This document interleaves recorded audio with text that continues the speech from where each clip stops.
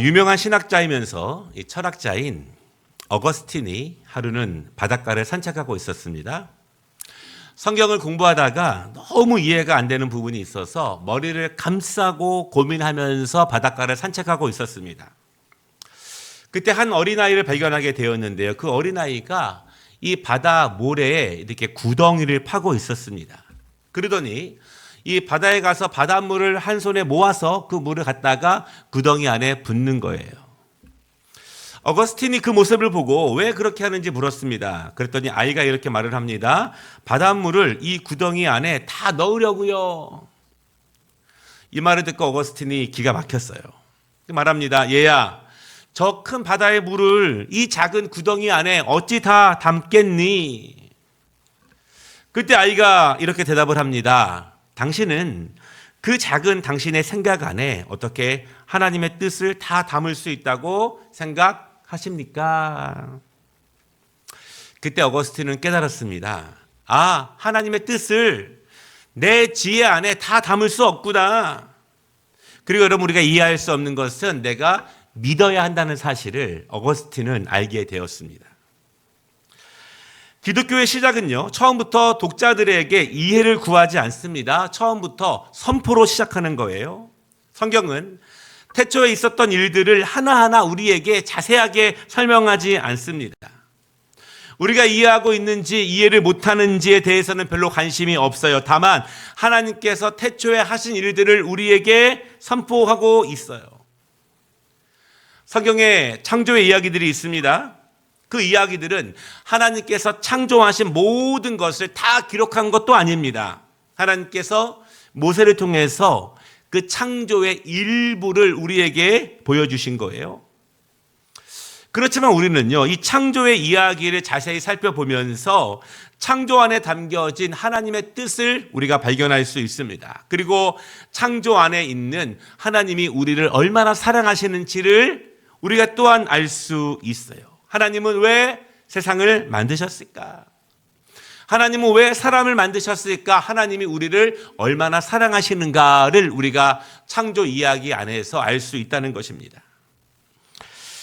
2024년 1월부터 우리가 창세기 말씀을 계속 보려고 합니다. 우리가 그리스도의 제자로 서기 위해서 성경이 가르치고 있는 중심적인 그리고 핵심적인 말씀, 우리가 놓쳐서는 안 되는 말씀, 제자로 서기 위해서 우리의 신앙의 영적인 뼈대가 되는 말씀들, 우리가 창세기를 통해서 먼저 나누려고 해요. 오늘은요, 우리가 창조의 말씀을 나누게 됩니다.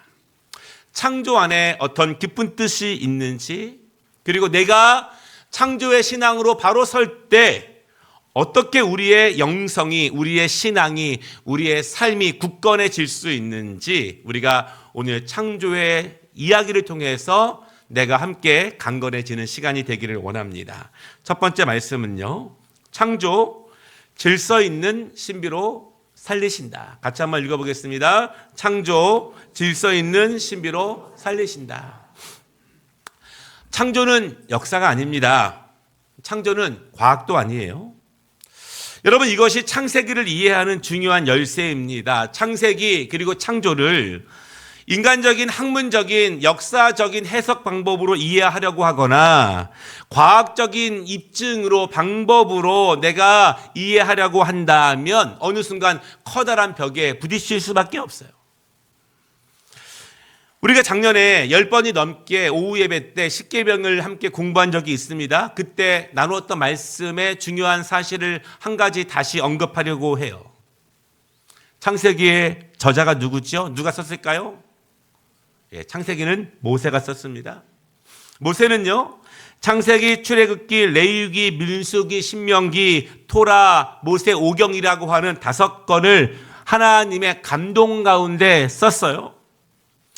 모세가 이 말씀을 누구를 위해 썼을까요? 왜 썼을까요? 언제 썼을까요? 이스라엘 백성들을 위해서 썼어요. 정확하게는요, 400년 동안 애굽에서 종살이를 하고 있던 이스라엘 백성들을 위해서 썼습니다. 평생 노예로만 살아왔던 사람들입니다. 그것이 그들의 운명인지 알고 살았던 사람들입니다. 그리고 앞으로도 그렇게 살아가야만 했던 사람들이에요. 꿈도 없고 소망도 없고 그렇게 400년을 살았던 사람들입니다. 어느 날 그들에게 모세가 나타나서 하나님의 말씀을 전하는 거예요. 하나님께서 너희를 구원하실 것이다. 하나님이 이제 너희를 해방시켜 주실 것이다. 그리고 하나님께서 너희를 약속의 땅으로 인도하실 것이다. 이것을 선포합니다. 그런데 이스라엘 백성들이 이 말을 믿을 수가 없는 거예요.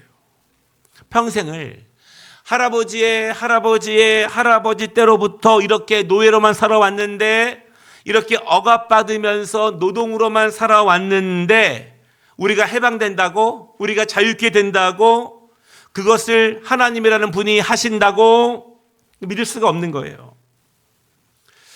그때 사람들은 지금 우리처럼 성경도 없었습니다. 하나님 말씀을 가르쳐주는 목사님과 선생님도 없었습니다. 그리고 그들은 하나님에 대한 경험도 없었어요. 그저 막연하게 아주 희미하게 전설처럼 들려오는 노아에 대한 이야기, 아브라함에 대한 이야기가 전부였습니다. 그래서 그들은요, 모세의 말을 믿지 못하는 거예요. 하나님이 우리를 인도하신다는 말씀을 강하게 신뢰하지 못해요. 왜냐하면 하나님이 어떤 분이신지 모르기 때문에 그것을 믿지 못하는 거예요. 그런 이스라엘 백성들에게 모세는요, 하나님께서 감동으로 모세에게 알게 하신 이 창조의 이야기를 전해주고 있는 것입니다. 그들에게 노아의 이야기, 노아의 믿음, 노아의 삶을 이야기해 줍니다. 그들에게 믿음의 조상 되었던 아브라함의 이야기, 그가 어떻게 하나님 말씀을 받았는지, 어떤 두려움 가운데서 약속을 땅을 나아갔는지에 대해서 이야기를 전해주고 있어요. 이스라엘 백성들이 희미하게 마치 전설의 고향으로만 알고 있었던 그 믿음의 사람들에 대해서, 하나님에 대해서 희미하게 알고 있었던 것들을 하나하나 자세하게 설명을 해줍니다. 그 이야기들이 전설이 아니라 실제로 있었던 일이라는 사실을 알려주는 거예요. 하나님에 대해서 확신이 없던 그들에게 우리가 믿고 있는, 우리를 인도하실 하나님은 바로 이 천지를 창조하신 하나님이야. 하나님께서 이 천지를 어떻게 창조하셨는지, 지금 그 하나님께서 우리를 인도하신다는 사실을 하나님은 모세를 통해서 두려움 가운데 있는, 의심 가운데 있는 그들에게 말씀을 전하고 있는 것입니다. 이스라엘 백성들이 광야로 나왔죠. 어땠습니까? 물도 없고 뜨겁고 불뱀도 많고 강한 적도 많은 그 광야, 험난한 광야, 원망하고 불순종하고 다시 애굽으로 돌아가겠다고 생떼를 쓰는 그들에게, 어린아이와 같은 그들에게, 조석으로 변하는 그들에게 모세는 선포합니다. 우리를 가나안으로 인도하시는 하나님이 어떤 분이신지, 하나님의 능력을 모르는 그들에게 이 바로 해와 달과 빛난 별들과 이 우주 만물을 바로 하나님께서 만드셨다는 분, 그리고 바로 그분이 우리를 지금 인도하신다는 말씀을 그들에게 전하고 있는 것, 그것이 창세기이고 그것이 창조의 이야기예요. 애굽에서 종살이를 하고 있던 이스라엘 백성들에게, 광야에서 후회하고 불순종하는 이스라엘에게 모세는 창조의 이야기를 전해주며 그들의 믿음을 담대하게 하고 하나님을 바라보고 하나님을 의지하게 합니다. 또한 우리가 읽고 있는 이 창조의 이야기, 신비로움으로 가득 차 있고 우리의 모든 것으로 이해되지 않는 이 창조의 이야기, 그 이야기 안에 어떤 하나님의 뜻이 있을까요? 우리는 이 창조의 이야기를 바라볼 때 어떤 것을 분명히 이해해야 하는가? 첫 번째는 하나님은요, 질서로 창조를 세우셨습니다. 하나님의 창조는 질서로 세우셨습니다. 사실 질서는요, 무엇이 존재할 때 필요한 것입니다. 아무것도 없을 때에는 질서라는 것이 존재하지 않아요. 질서는 세상을 아름답게 합니다. 그렇죠? 질서가 있어야 차가 다니고 과학의 법칙들이 있고 수학의 명제들이 있어요. 질서는 세상을 복되게 합니다. 아름답게 합니다. 질서는 세상을 안전하게 하죠. 그리고 세상을 풍성하게 합니다. 그것이 질서를 세우신 하나님의 뜻입니다. 질서 속에는 하나님의 뜻이 담겨져 있고요. 그리고 하나님은 질서를 통해서 세상을 창조하셨습니다. 창조가 없었다면 어땠을까요? 우리 상상할 수 없죠? 우리도 없었을 것이고. 그러나 성경은 창조 이전의 모습에 대해서 기록하고 있습니다. 창조 이전의 모습이 어땠는지 오늘 광야 전에 있는 이스라엘 백성들에게 모세가 말하고 있어요. 2절 말씀을 보십시오. 혼돈, 공허, 흑암, 이것이 창조 전의 모습이에요. 혼돈은요, 토후 이런 히브리어인데 그 뜻은 형태가 없다. 그러니까 창조 이전에는 아무것도 없다는 거예요. 아무것도 없다. 그런데 구약에서는 이 단어가 언제 사용되냐면 황무지, 폐허, 허무 이런 것을 나타낼 때 이 단어가 사용될 때가 많이 있어요. 공허는요, 보후라고 하는 히브리어 단어입니다. 텅 비었다를 의미하게 됩니다. 또 아무것도 없는 상태죠. 그리고 구약에서는 황폐하다 이런 모습을 나타낼 때 이 단어를 사용할 때가 있어요. 그리고 흑암은요, 호셰크란 히브리어인데 완전한 어두움, 우리처럼 잠깐 어둡고 부분적으로 어두운 것이 아니라 완전한 어두움을 의미하게 됩니다. 창조 전의 상태가 바로 이런 모습이라는 거예요. 아무것도 없고 텅 빈 상태, 완전한 어두움의 상태. 거기서 하나님은 질서를 만드십니다. 무엇으로 질서를 만드십니까? 질서는 빛으로부터 나와요. 그 빛은요, 해가 아닙니다. 달도 아니고 별도 아닙니다. 3절 말씀을 보면은 그 빛은 하나님으로부터 나온 빛이에요. 빛이 있어야 질서가 생깁니다. 빛이 있어야 혼돈과 공허와 흑암이 사라지게 됩니다. 그래서 하나님은요, 천지를 창조하시면서 가장 먼저 질서를 위해서 빛을 만드셨어요. 여러분 다시 한번 생각해 보겠습니다. 2절 말씀에서 창조 전의 상태인 혼돈, 공허, 흑암이 구약 성경에서 황폐함, 폐허, 허무로 자주 사용되었다고 말씀을 드렸습니다. 그러면 그 창조 전에 혼돈과 공허와 어두움을 상징하고 있는 그 단어들이 구약의 어떤 시대에 어떤 상황에 많이 사용되었을까? 그때는 이스라엘 백성들이 하나님을 떠났을 때였습니다. 이스라엘 백성들이 우상을 숭배할 때였습니다. 이스라엘 백성들이 하나님의 말씀에 불순종할 때였습니다. 그리고 하나님의 말씀이 그들의 삶 가운데 없었습니다. 그랬더니 그때 공허해지고 황폐해지고 그때 허무해지고 그때 아무것도 없어지고 그때 어두움이 그 땅 가운데 가득 차게 되는 거예요. 언제 그랬습니까? 이사야 선지자 때 그랬고 예레미야 선지자 때 그랬습니다. 그 선지자들이 이 단어를 쓰면서 하나님이 안 계시니, 하나님의 질서가 없으니, 하나님의 빛이 없으니 황폐하고 폐허가 된 허무한 그 땅의 모습을 그렇게 말씀하고 있는 거예요. 하나님이 안 계시면 공허하고 혼돈됩니다. 황무지가 됩니다. 하나님이 함께 하시지 않으면 무질서가 되고 혼돈된다는 사실을 믿으시기 바랍니다. 오늘 여러분 이 말씀을 모세가 누구에게 전하고 있습니까? 이스라엘 백성들에게 전하고 있는 거예요. 하나님의 말씀을 받아 두려워하고 있는 그들에게. 애굽 안에 있는 이스라엘의 모습이 어땠습니까? 400년이 넘는 시간 동안 노예로 살아왔던 그들의 모습 어두웠습니다. 질서가 없었죠? 혼돈되었고 공허했어요.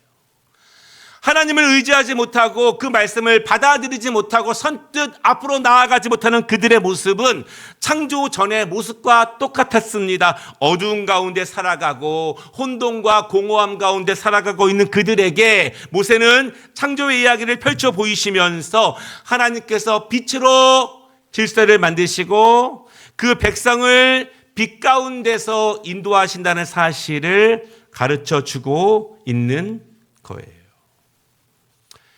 사랑하는 여러분, 결국 하나님의 빛은 우리를 살리는 능력이 된다는 사실을 믿으시기를 바랍니다. 하나님이 비춰주셔야 질서가 생깁니다. 질서는 하나님의 말씀으로 빛이 생겼을 때 생겼습니다. 결국 하나님의 말씀이 질서가 되는 거예요. 말씀이 있어야 빛이 생기고 말씀이 있어야 질서가 생깁니다. 말씀이 있어야 공허하지 않고 말씀이 있어야 허무하지 않아요. 모세가 이스라엘 백성들의 광야 40년 동안 무엇을 채웠습니까? 그들에게 말씀을 먹입니다. 율법을 가르칩니다. 왜냐하면 그들에게 질서를 세워야 하기 때문에 그래요. 그들이 바른 질서로 세워져야, 이스라엘 백성들이 광야에서 세워져야 그들이 살아날 수 있기 때문에, 그래야 다시 어둠으로 돌아가지 않고 다시 혼돈과 공허함으로 돌아가지 않고 다시 빛 가운데 거할 수 있기 때문에 모세는 광야 생활 내내 그 백성들에게 하나님의 말씀으로 질서를 세우는 거예요. 창조 안에 있는 하나님의 두 번째 뜻은요, 질서 위에 채우십니다. 질서 위에 채우시는 거예요. 질서는 구분하는 것입니다. 빛이 생기니 낮과 밤이 구분되었습니다. 혼돈 가운데, 공허 가운데 구분되는 것입니다. 궁창을 나누셔서 궁창 아래의 물과 궁창 위의 물로 나누셨습니다. 그리고 하늘과 땅을 나누셨어요. 질서는 구분하는 것입니다. 어떻게? 뚜렷하고 명확하게 구분하는 거예요. 우리가 지난주 말씀에서 거룩에 대해서 말씀을 나눌 때 거룩은 뚜렷하게 구분된 이런 뜻이라고 말씀을 드렸습니다.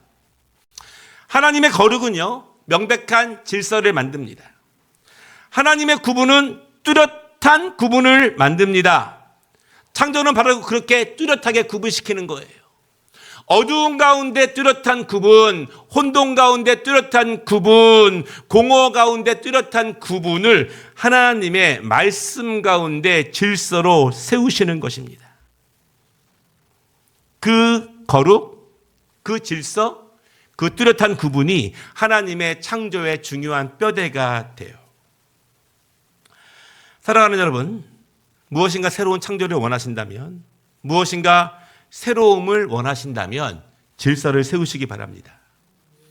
뚜렷하게 구분되는 질서를 세우셔야 합니다. 애매한 질서가 아니라 뚜렷하게 명확하게 구분되는 질서. 전처럼 혼돈, 공허, 무질서, 어두움의 질서가 아닙니다. 그것으로 새로움을 만들어낼 수 없어요. 질서는 하나님의 말씀으로 세워야 합니다. 그래야 바른 질서가 세워집니다. 질서는 거룩으로 세우는 것입니다. 그래야 바르고 명백하고 뚜렷한 질서가 세워지는 거예요. 자기 소견으로 질서가 세워질 수 없어요.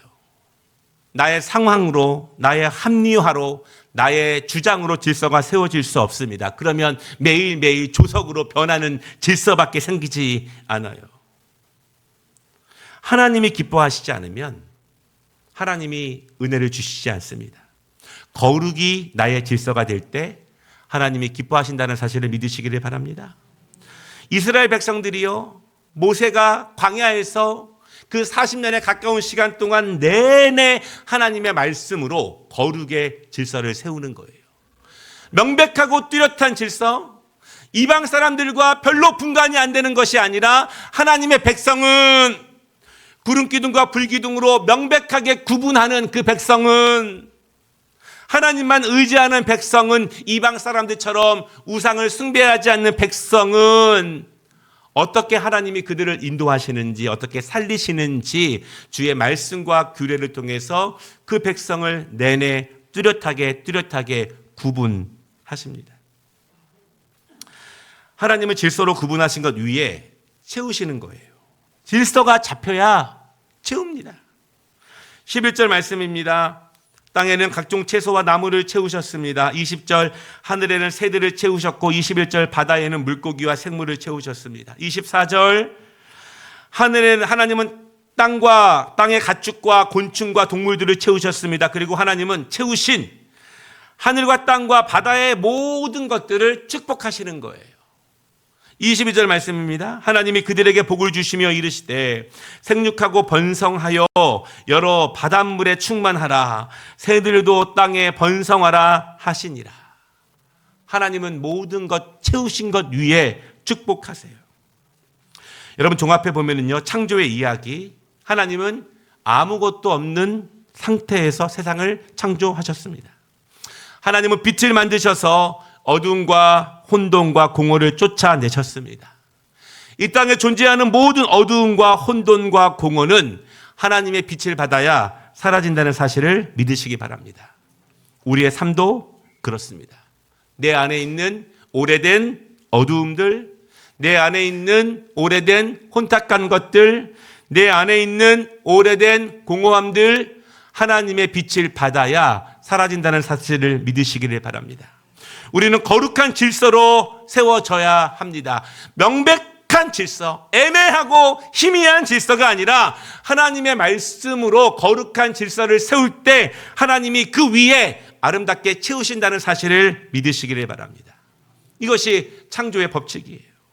그리고 이 창조의 법칙은요, 옛날 이야기가 아니라 지금도 우리를 생육하고 번성하게 하는 하나님의 말씀임을, 축복의 통로임을 믿으시기를 바랍니다.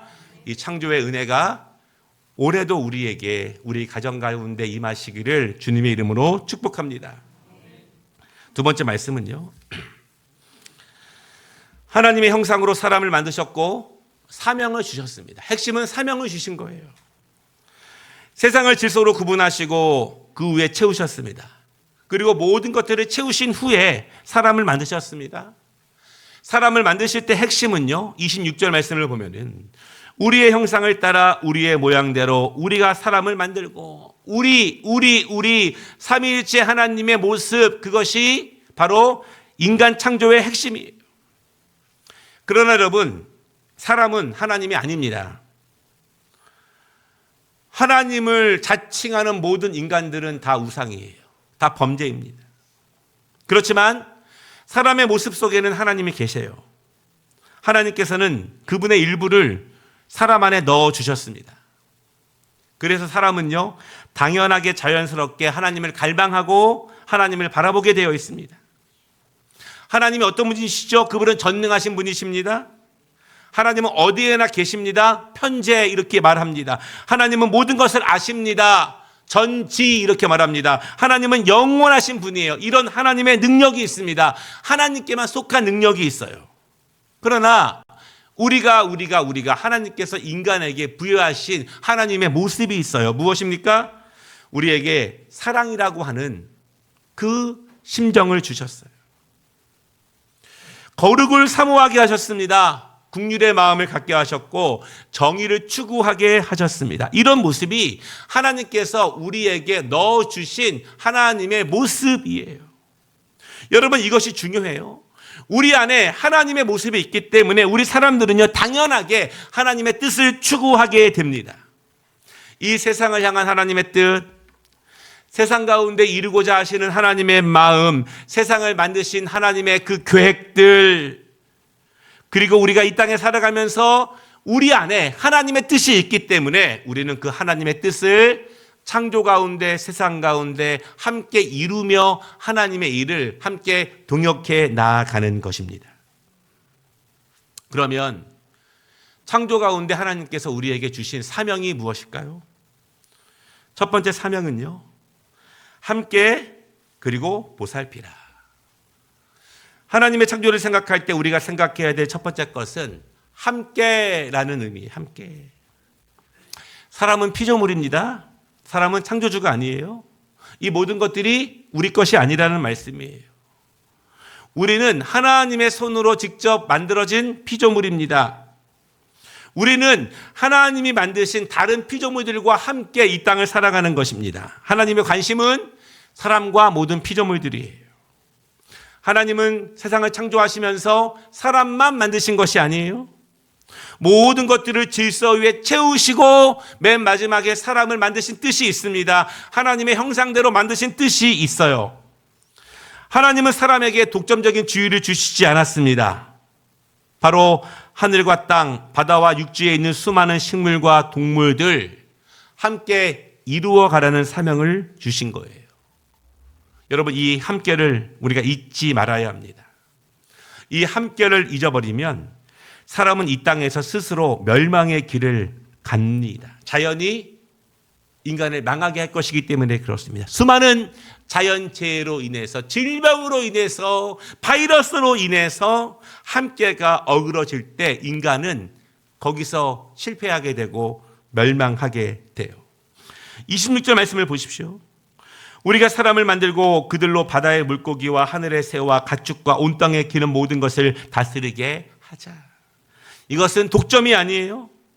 하나님의 것을 사람에게 맡기신 것입니다. 질서 위에 채우신 오색찬란한 아름다운 모든 것들을 청지기로서 사람에게 맡기신 거예요. 하나님의 뜻대로 이 모든 것들을 다스려 하나님의 뜻을 이루게 하라는 것입니다. 그러므로 우리는 잘 보호해야 하고 함께 할 때 하나님의 뜻을 이룰 수 있어요.